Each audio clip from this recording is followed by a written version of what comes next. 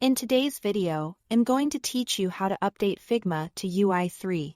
We'll do this with a Chrome extension that restyles the Figma interface in your browser to match the UI3 look. It's quick and doesn't touch your files, only how Figma appears.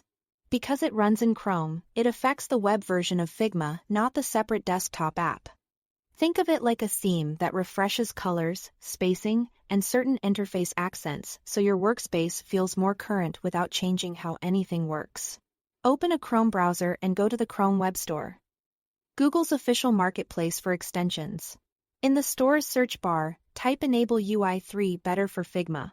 Look for the extension with that exact name.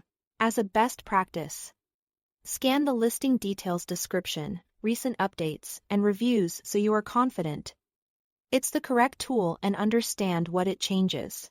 Checking the developer name and icon is also helpful to avoid lookalikes and ensure you are installing the intended extension. On the extension page, click Add to Chrome and confirm when prompted. Chrome will download and install it in a moment.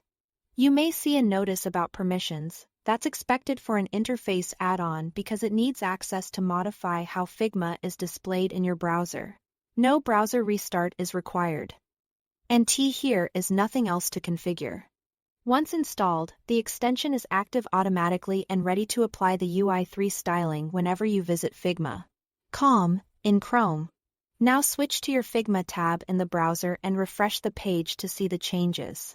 After the reload, the interface should reflect the UI3-inspired design provided by the extension. You might notice updated sidebar visuals, refined buttons, adjusted spacing, or subtle color shifts aimed at improving clarity. If nothing looks different, double-check that you are on Figma's web app in Chrome, since this method won't affect the desktop version. Your files, libraries, and shortcuts stay the same.